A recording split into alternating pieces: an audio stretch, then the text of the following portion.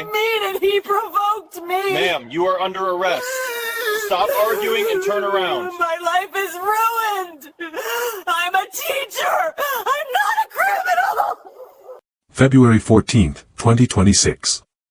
A crisp, gray morning in suburban Naperville, Illinois. The kind of day where the air bites at your exposed skin and the sky looks like a flat sheet of steel. Officer Tom Reynolds pulls his patrol SUV up to a meticulously manicured brick house on a quiet cul-de-sac. He isn't here for a noise complaint or a burglary. He's here to execute an arrest warrant on a woman named Eleanor Vance, a 62-year-old retired school administrator who has never so much as jaywalked in her life. But 24 hours earlier, Eleanor Vance walked into a Starbucks 3 miles away and turned a disagreement over a cup of coffee into a hate crime. The video of the incident, recorded by a terrified barista and uploaded to TikTok within minutes, has already been viewed 4 million times. It shows Eleanor leaning over the counter, face contorted in rage, screaming racial slurs at a young Hispanic employee because he allegedly put too much ice in her latte.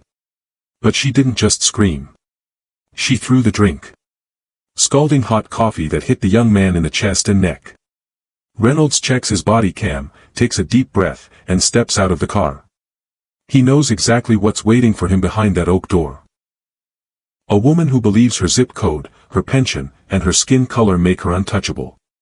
She's about to find out that the Illinois Penal Code doesn't have an exemption for respectable grandmothers who lose their temper. If you're ready to watch the legal system dismantle a lifetime of entitlement in real time, do me a favor and smash that subscribe button right now. We're about to dive deep into the psychology of a meltdown. Officer Reynolds approaches the door, flanked by his partner, Officer Sarah Miller. They knock firmly. No answer. They knock again, louder. Police Department. Eleanor Vance, come to the door. A curtain twitches in the front window. Moments later, the door swings open. Eleanor stands there in a floral bathrobe, clutching a mug of tea, looking more annoyed than afraid. Do you have any idea what time it is? She snaps. I'm in the middle of my morning reading. Reynolds keeps his face neutral. Eleanor Vance. Yes, obviously. What is this about?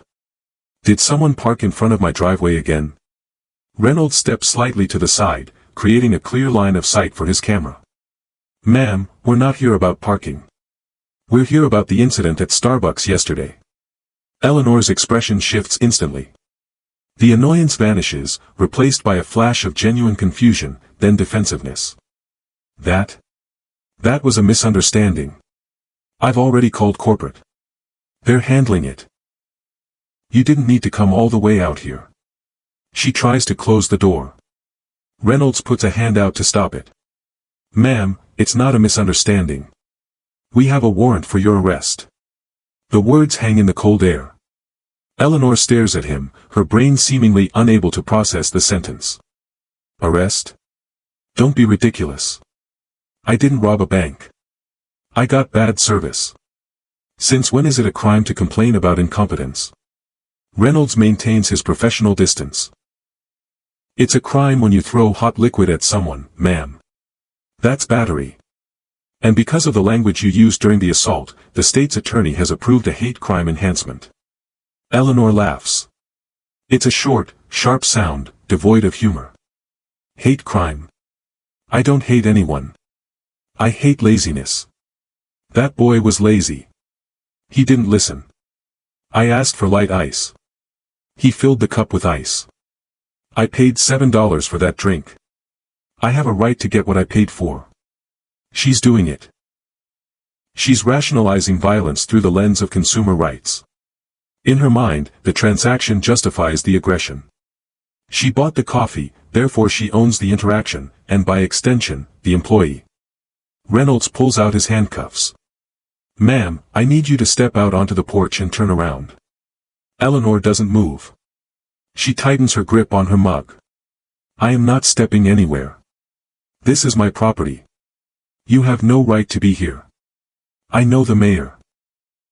I've lived in this town for 30 years. I am a taxpayer. You work for me. This is the classic, sovereign citizen light, rhetoric often adopted by people who feel their social status should grant them legal immunity. She isn't claiming to be a Moorish national, she's claiming to be a VIP in the civic hierarchy. Officer Miller steps in. Ma'am, we have a warrant signed by a judge. Your relationship with the mayor is irrelevant. If you don't step out, we will have to come in and get you. And we really don't want to do that.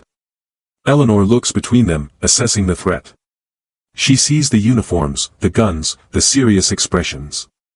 The reality of the situation begins to crack her denial. Can I at least change? I'm in my robe. Reynolds nods. Officer Miller will escort you to your bedroom. You have 2 minutes. Inside the house, the atmosphere is stiflingly normal. Family photos line the hallway. A cat sleeps on a sunny rug. It's the sanctuary of a woman who has lived a structured, safe life. Eleanor walks stiffly to her bedroom, Miller trailing her closely. This is humiliating, Eleanor hisses. My neighbors are going to see the car. Do you know what this will do to my reputation? Miller doesn't engage. Just get dressed, ma'am. Eleanor pulls on a pair of slacks and a sweater, her hands trembling with a mix of rage and fear.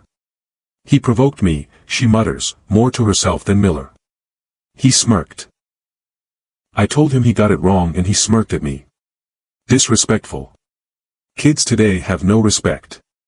She's building her defense narrative in real time, trying to find the emotional logic that makes her the victim. If he smirked, then he deserved the coffee. It's a twisted form of retributive justice that exists only in her head. Back on the porch, Reynolds is radioing dispatch. Subject is compliant. We're 10 to 15 shortly. Eleanor emerges, dressed, her head held high, attempting to regain some dignity. Okay. I'm ready. Let's go down to the station and clear this up. I'm sure once the chief hears my side, this will all go away. She extends her hands as if expecting a handshake. Reynolds gently grabs her wrists and pulls them behind her back. The click of the handcuffs is loud in the quiet morning. Eleanor gasps. Is that necessary? I'm not running away. I'm 62 years old. Reynolds checks the fit. It's policy, ma'am. Everyone goes in cuffs. He walks her to the car. A neighbor is walking a dog across the street. Eleanor spots them and ducks her head, shame finally piercing her armor. She isn't the respected educator anymore. She's the suspect in the back of a squad car. The ride to the station is a masterclass in cognitive dissonance. Eleanor oscillates between silence and frantic explanation. I'm not a racist, she says to the plexiglass divider. I taught at a diverse school. I had black colleagues. I used a word I shouldn't have because I was angry. It just slipped out. It doesn't mean anything. This is the slip of the tongue defense, a common psychological shield used by people caught using slurs. They attempt to detach the word from its history and its violence, framing it as a meaningless expletive like damn or hell. But the law doesn't see it that way. The law sees a specific intent to demean and intimidate based on race. When she combined that word with the physical act of throwing scalding liquid, she created a felony. Reynolds drives in silence, letting the camera record her monologue. Every word she speaks is admissible. Every excuse she makes is evidence of her state of mind. At the station, the booking process strips away the last layers of Eleanor's identity. Her jewelry is removed and bagged. Her shoelaces are taken. She is fingerprinted, the ink staining her manicured tips. The mugshot is the breaking point. Standing against the gray wall, holding the placard, Eleanor begins to cry. Not the soft weeping of a victim, but the ugly, heaving sobs of someone realizing they have lost control. Please, she begs the booking officer. Don't put this online. My grandkids will see it. Please. The officer, a young man who looks vaguely like the barista she assaulted, just points to the camera. Look straight ahead. Chin down. Flash. That image, red-rimmed eyes and all, will be public record in an hour. The internet never forgets. Eleanor is placed in a holding cell. It's a concrete box with a stainless steel toilet and a bench bolted to the wall. She sits on the edge of the bench, hugging herself. She's alone with her thoughts for the first time since the incident. She replays the moment in Starbucks. The heat of the cup in her hand. The flash of anger when the boy looked at her with what she perceived as indifference. The release of throwing it. The satisfaction, followed immediately by the shock of the room going silent. Why did she do it? She's a grandmother. She volunteers at the library. She's a good person. But good people don't throw hot coffee at strangers. She starts to realize that maybe the good person was just a mask she wore when things were going her way. When the world pushed back, the mask slipped, and something ugly came out. Her lawyer arrives 2 hours later. Michael Vance, her nephew, a corporate attorney who looks completely out of his depth in a criminal defense setting. He sits across from her in the interrogation room. "Aunt Ellie, this is bad," he says, his voice low. "The video is viral. It's everywhere. They're calling you Latte Keren. The DA isn't offering a plea deal yet. They want to make an example out of you." Eleanor stares at him. "But I didn't mean to hurt him. It was just coffee. It wasn't even that hot." Michael sighs. The medical report says second-degree burns on his neck, Ellie. And the slurs, you called him a wetback and told him to go back to the border. On video. In 2026. There's no spinning that. Eleanor flinches at the words. Hearing them repeated back to her by family makes them sound real in a way they didn't in her head. I was stressed. Your uncle's hip surgery is coming up, the car needed repairs. I just snapped. Michael shakes his head. Stress isn't a legal defense for hate crimes, Ellie. We need to prepare for a bond hearing. The bond hearing is a spectacle. The courtroom is packed with reporters. The video has touched a nerve, becoming a symbol of the racial tension simmering in the suburbs. Eleanor enters in an orange jumpsuit, shackled at the wrists and ankles. She keeps her head down, avoiding eye contact with the gallery. The prosecutor reads the charges: aggravated battery in a public place, hate crime. He plays the video on a large screen. The sound of Eleanor's screaming fills the courtroom. You people come here and ruin everything. Learn to make a damn coffee.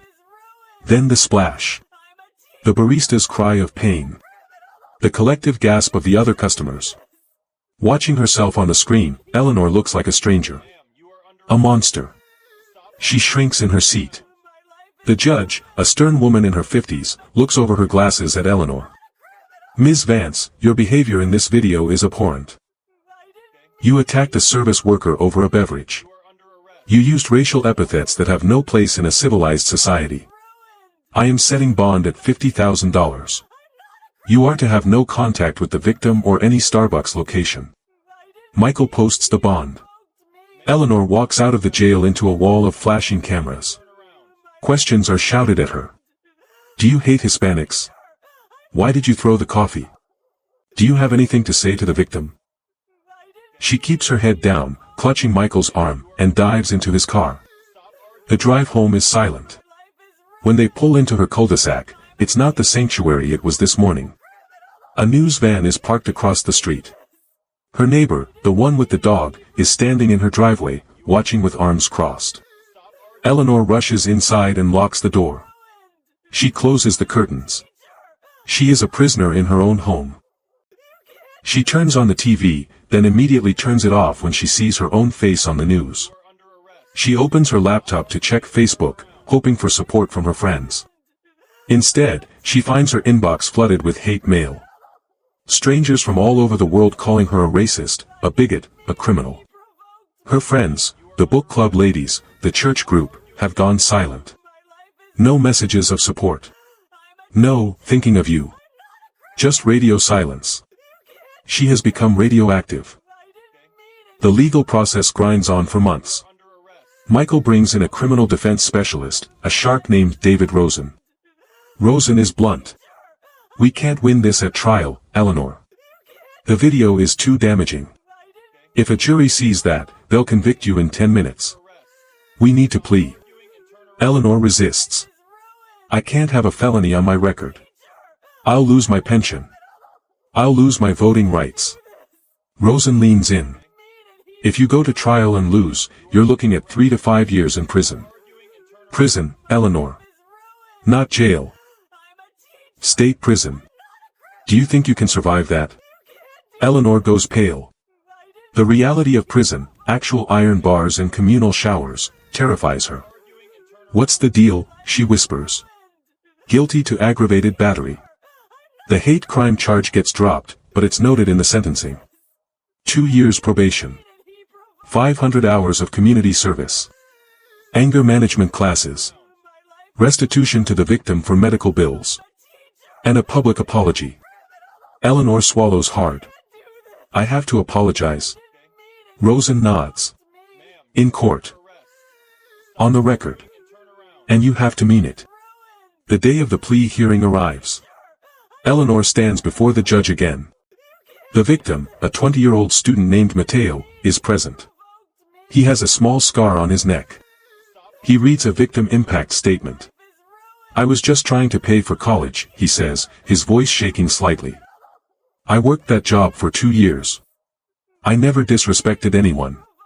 When she threw that coffee, I didn't just feel the burn. I felt like I wasn't a person to her. Like I was trash. I haven't been able to go back to work. I get panic attacks when I hear loud voices. Eleanor listens, tears streaming down her face. For the first time, she sees Mateo not as a service robot who failed a task, but as a human being she hurt. The guilt hits her like a physical blow. When it's her turn to speak, she trembles. I am so sorry, she sobs. I don't know why I did it. I was angry at the world and I took it out on you. You didn't deserve it. I am ashamed of myself. It's the first honest thing she said since the incident. The judge accepts the plea. Eleanor is sentenced. She walks out of the courthouse a felon. The shame is a heavy cloak she can't take off. Her life shrinks. She can't go to her usual grocery store because people stare. She stops going to church because she can't bear the whispers. Her community service is at a food bank in a predominantly Hispanic neighborhood. At first, she is terrified. She thinks they will know who she is and hate her. But they don't. They are just people needing help.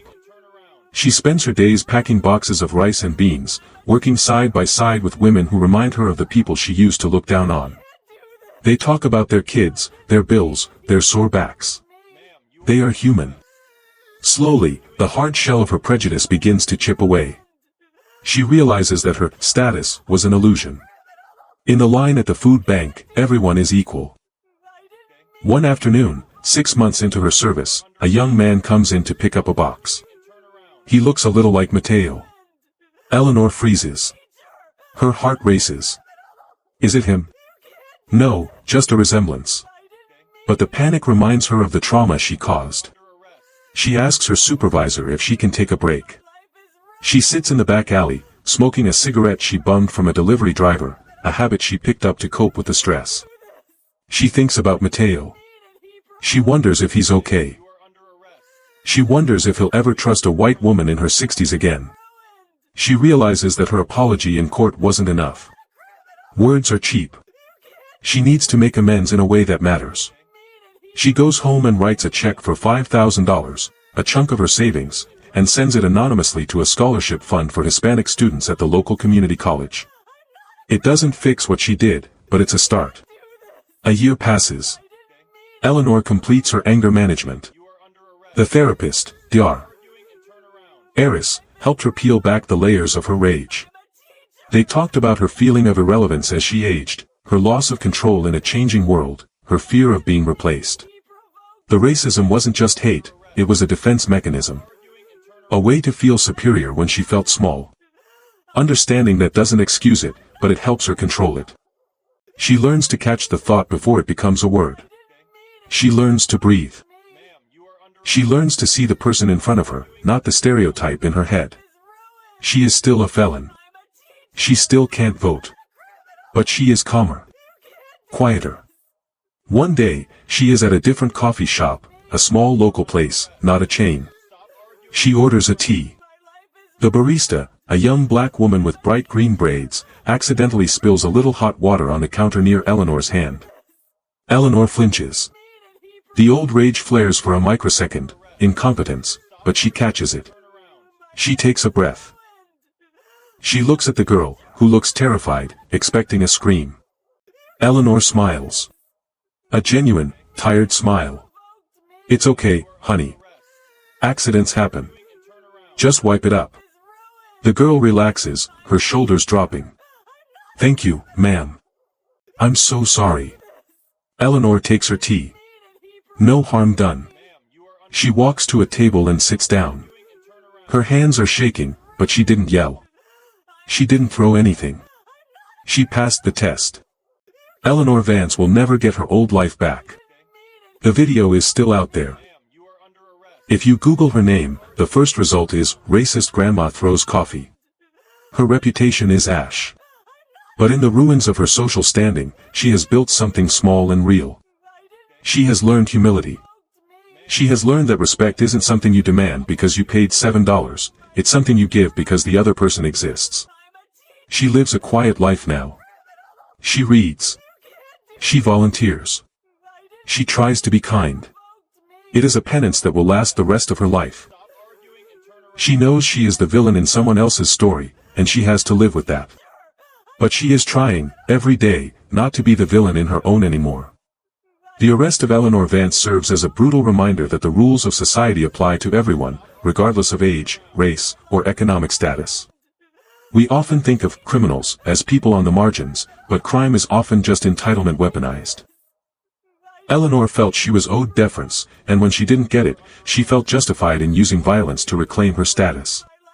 The legal system, impartial and grinding, stripped her of that delusion. It showed her that in the eyes of the law, she wasn't a VIP, she was just a battery suspect. The hate crime enhancement highlighted a critical legal reality: motive matters. Words matter. When you weaponize race during an assault, you escalate a personal dispute into a crime against a community, and the penalties reflect that. Eleanor lost her freedom, her reputation, and her self-image, but she gained a reckoning with her own soul. So, I have to ask, do you think Eleanor's transformation is genuine, or is she just behaving because she was forced to face consequences for the first time in her life? Let me know your thoughts in the comment. Do remember to hit the subscribe button, like and share this story, and I'll see you in the next one.